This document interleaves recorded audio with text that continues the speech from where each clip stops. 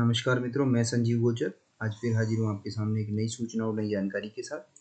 मित्रों, इस वीडियो में हम देखने वाले हैं नेट एग्ज़ाम पेपर फर्स्ट का पहला टॉपिक शिक्षण अभिक्षमता। और फर्स्ट पेपर सभी के लिए कॉमन होता है, चाहे सेकंड पेपर का सब्जेक्ट उनका अलग अलग हो, तब भी फर्स्ट पेपर सभी को अटेम्प्ट करना पड़ता है।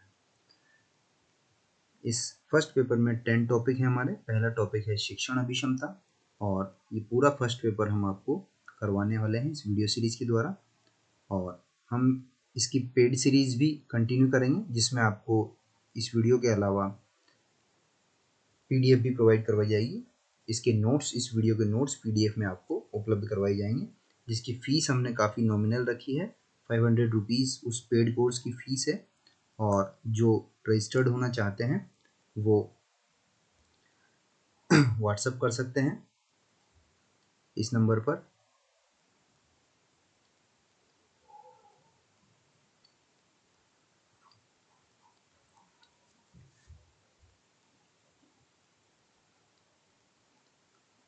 और गूगल पे से पेमेंट कर सकते हैं 500 रुपीज़।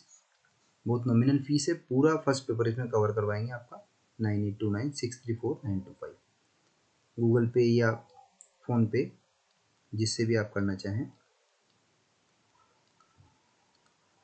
और चलिए शुरू करते हैं। जो फ्री कोर्स ज्वाइन करना चाहते हैं वो इस वीडियो को देख सकते हैं और उनको रिटर्न नोट्स खुद बनाने होंगे, पीडीएफ में नोट्स उनको नहीं मिलेंगे। और जो पेड कोर्स ज्वाइन करेंगे उनके लिए एक ब्रॉडकास्टिंग ग्रुप व्हाट्सएप पर बनाया जाएगा, जिससे वो इंडिविजुअली कोई भी प्रॉब्लम आती है, तो एग्ज़ाम से संबंधित किसी भी प्रकार से, नोट्स से संबंधित कोई दिक्कत उनको आती है समझने में, तो वो डायरेक्ट कॉन्टैक्ट हमसे कर सकते हैं वो इस ब्रॉडकास्टिंग ग्रुप के माध्यम से। तो चलिए शुरू करते हैं। सबसे पहले शिक्षण अभिक्षमता। शिक्षण अभिक्षमता मतलब टीचिंग एप्टीट्यूड, पढ़ाने की दक्षता, योग्यता, प्रभावशीलता। तो शिक्षण क्या है? सबसे पहली बात तो ये एक प्रक्रिया है। अब प्रक्रिया है तो कैसी प्रक्रिया है? जिसमें एक व्यक्ति, मान लीजिए ए, किसी दूसरे व्यक्ति या व्यक्तियों के समूह को, कोई दूसरा व्यक्ति भी हो सकता है, एक और बहुत सारे भी हो सकते हैं, इनको कुछ बातों के बारे में जानकारी देता है, ये शिक्षण है। तो इसके अर्थ की बात करें तो दो प्रकार से इसका अर्थ माना जाता है। एक तो है संकुचित अर्थ और एक है व्यापक अर्थ।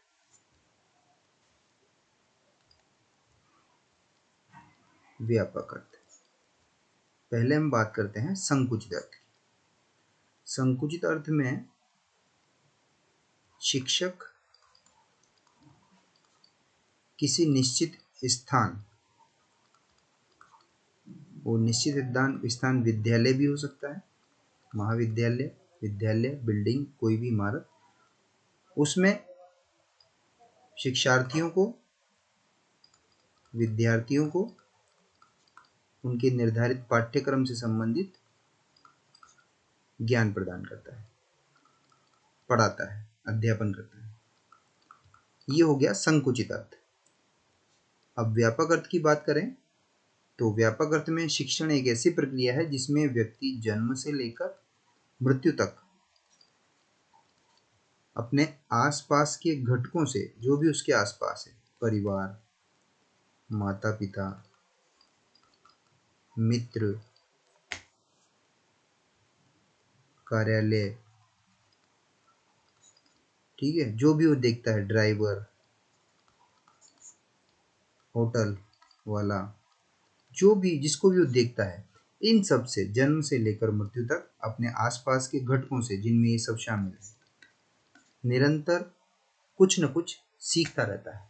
अब वो कुछ न कुछ सीखना, जैसे बैंक गया तो वहाँ पर बैंक स्लिप भरना, किसी का देखा या वहाँ पर पूछा, तो वो यहाँ पर सीख गया बैंक स्लिप भरना। ठीक है, रास्ते में मोटरसाइकिल खराब हो गई, उसमें कोई माइनर मिस्टेक थी, वो मिस्त्री ने उसके सामने ठीक करी, तो उसने देखा कि ये छोटी सी मैं भी कर सकता था, यहाँ पर वो ये सीख गया। तो इस तरह से शिक्षण के व्यापक अर्थ में ये जन्म से लेकर मृत्यु तक चलने वाली एक ऐसी व्यापक और निरंतर सार्वभौमिक प्रक्रिया है जिसमें व्यक्ति अपने आसपास के घटकों से तत्वों से निरंतर सीखता रहता है। अब इसकी विशेषताओं की बात करें तो प्रकृति या विशेषताएं। अब पहली बात तो विशेषता में ये एक प्रक्रिया है। दूसरी बात कैसी प्रक्रिया है? सर्वव्यापी प्रक्रिया है। ठीक है, सर्वव्यापी मतलब सभी स्थान पर है, गांव हो, शहर हो, घर हो, ऑफिस हो, अस्पताल हो, ठीक है, मोटर मैकेनिक की दुकान हो, सब्जी का ठेला हो, सब जगह पर सर्वव्यापी है, सीखना चलता रहता है। पंचर सुधारने की दुकान हो, तो ये एक सर्वव्यापी प्रक्रिया है। सार्वभौमिक प्रक्रिया है। सार्वभौमिक से मतलब ये हर समय चलती रहती है, हर स्थान पर चलती रहती है, हर युग में चलती रहती है। ठीक है, और चलती रहेगी। ठीक है, उसके अलावा इसमें व्यक्ति क्रियाशील रहता है, एक्टिव रहता है, देखता रहता है, तभी तो सीखेगा। ठीक है, ये इसकी विशेषताएं हो जाती हैं। इसमें व्यक्ति को क्रियाशील रहने का अवसर मिलता है। उसके अलावा उसके संवेगों को प्रशिक्षित करना या होना। उसके जो संवेग है, जैसे हम मोटरसाइकिल चलाते चलाते फ़ोन पे बात करते रहते हैं और गियर बदलते रहते हैं, तो हमारी जो इंद्रियां हैं संवेग में वो ऑटोमेटिक प्रशिक्षित हो जाती हैं और हम बिना देखे ही नीचे पाँव से गियर बदलते रहते हैं। ठीक है, संवेगों को प्रशिक्षित करना। इसके अलावा शिक्षार्थी को इसमें अपने अनुकूल वातावरण, शिक्षार्थी को अपने अनुकूल वातावरण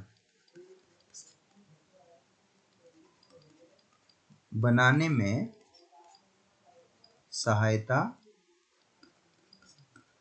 करता है शिक्षण। उसके अलावा शिक्षार्थी उत्प्रेरणा या अभिप्रेरणा प्राप्त करता है शिक्षण में। उसके अलावा संबंध स्थापित करना, घटनाओं में, वस्तुओं में, व्यक्तियों में संबंध स्थापित करना इसमें सीखता है शिक्षण में। ठीक है, तो ये हो जाती है विशेषताएं या प्रकृति शिक्षण की। अब बात करें विद्यार्थी को एक टीचर अच्छी प्रकार से, ठीक प्रकार से शिक्षण प्रदान कर सके, पढ़ा सके, सिखा सके, तो उसके लिए शिक्षक को कुछ सिद्धांतों की जानकारी होनी चाहिए। शिक्षण के सामान्य सिद्धांतों की जानकारी होनी चाहिए। तो हम चर्चा करते हैं शिक्षण के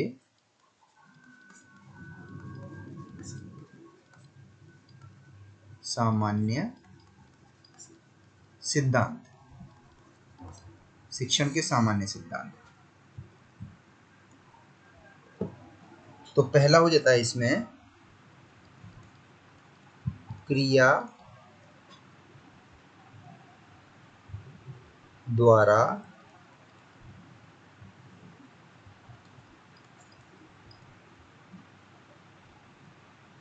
सीखने का सिद्धांत। क्रिया द्वारा सीखने का सिद्धांत हम जानते हैं, ये जो सिद्धांत है ये बचपन में LKG, UKG, HKG, primary class होती है उनमें भी अपनाया जाता है और जिंदगी भर ये उपयोगी होता है। जब हम किसी को कोई काम करके दिखाते हैं तो वो जल्दी सीख जाता है बनिस्पत उसको हम जब बताते हैं। तो पहला सिद्धांत हो गया शिक्षण के सामान्य सिद्धांतों में, पहला सिद्धांत हो गया क्रिया द्वारा सीखने का सिद्धांत। दूसरा है रुचि का सिद्धांत। अगर सबसे पहले हमें किसी को कोई चीज़ पढ़ानी है, शिक्षण करना है, तो शिक्षार्थी में उस सब्जेक्ट, उस विषय के प्रति रुचि उत्पन्न करनी चाहिए। रुचि का सिद्धांत, निश्चित उद्देश्य का सिद्धांत। निश्चित उद्देश्य का सिद्धांत, अगर हमें किसी को शिक्षण, प्रभावी शिक्षण करना है तो हमें उस शिक्षण का उद्देश्य उसको क्लियर करना पड़ेगा और उसका महत्व उसे समझाना पड़ेगा। जैसे आपको पता है कक्षा 10 में हम जब पढ़ते थे तो टीचर्स बोला करते थे क्लास 10th है, बहुत इम्पोर्टेंट है, लाइफ टाइम, जीवन भर ये इसकी परसेंटेज काम आएगी, अच्छे से मेहनत कर लो, फिर बाद में आराम है। ठीक है, तो ये उद्देश्य हमें बताया गया कि कक्षा 10 में आप हो और इसकी जो लाइफ टाइम, इसकी परसेंटेज आपके जीवन में काम आएगी। तो इसी तरह से किसी को कुछ सिखाएं तो उसके लिए पहले जरूरी है कि उसे उसका उद्देश्य निश्चित कर दिया जाए। ठीक है, हम किसी से कोई काम भी करवाते हैं तो पहले उसको बता देते हैं कि भाई आपको ये 500 रुपीज़ में पे करूँगा, वो कहता है 700 लूँगा साहब में। तो अगर 700 रुपीज़ हम यस कर देते हैं तो उसके सामने उद्देश्य निश्चित हो जाता है कि मैं ये काम करूँगा तो मुझे 700 रुपीज़ मिलेंगे और ये मेरे काम आएंगे। ठीक है, तो ये निश्चित उद्देश्य का सिद्धांत। उसके बाद चयन करने का सिद्धांत। तो सबसे पहले कोई भी चीज़ सीखनी है तो हमें पहले उसका चयन करना पड़ेगा। हाँ, हमें मान लीजिए कक्षा 10 पास करनी है तो पहले हमें कक्षा 10 में एंट्री, रजिस्ट्रेशन करवाना पड़ेगा, हमें भर्ती होना पड़ेगा। ठीक है, उसके बाद कक्षा 10 में जाने के बाद फिर हमें चयन करना पड़ेगा कि हमें कौन सा सब्जेक्ट पढ़ना है। ठीक है, वैसे तो आप कहेंगे कि सब्जेक्ट हमें चूज नहीं करना पड़ता, बिल्कुल ठीक है, लेकिन हम स्कूल जाते हैं तो किताब निकालना, चयन करना, वो भी तो चयन ही है ना कि पहला पीरियड है तो साइंस निकालेंगे। ठीक है, उसके बाद चैप्टर कौन सा है उसका चयन होगा। इस तरह से चयन करने का सिद्धांत हर स्तर पर शिक्षण में लागू होता है। वैयक्तिक भिन्नता का सिद्धांत। वैयक्तिक भिन्नता का सिद्धांत मतलब शिक्षक को ये ध्यान रखना पड़ेगा कि वो जितने लोगों को सिखा रहा है उनकी विशेषताएं क्या क्या हैं, उनकी भिन्नताएं क्या क्या हैं। मान लीजिए कोई व्यक्ति है वो कम सुनता है, कोई बालक है कम सुनता है, तो उसको कक्षा में आगे बिठाना। ठीक है, कोई बालक है जो जल्दी कैच कर लेता है, 140 से ऊपर उसकी आईक्यू लेवल है। ठीक है, बुद्धि लब्धि है और वो बहुत इंटेलिजेंट है, तो उसको थोड़ा सा ही आप बताओगे इसमें वो समझ जाएगा। कोई बालक है जिसका आईक्यू लेवल कम है, 85 से 90 है, तो आपको उसको थोड़ा अच्छे से और समझाना पड़ेगा, एग्जाम्पल दे करके समझाना पड़ेगा। तो आपको ये ध्यान रखना पड़ेगा कि ये बालक कमज़ोर है, ये बालक प्रतिभाशाली है, दोनों को उसी हिसाब से आपको पढ़ाना पड़ेगा। तो ये इनकी व्यक्तिगत भिन्नताएं हैं, तो इस व्यक्तिगत भिन्नता का सिद्धांत भी यहाँ पर टीचर को ध्यान में रखना पड़ता है। ठीक है, तो ये हो जाते हैं शिक्षण के सामान्य सिद्धांत। शेष अगले वीडियो में। धन्यवाद।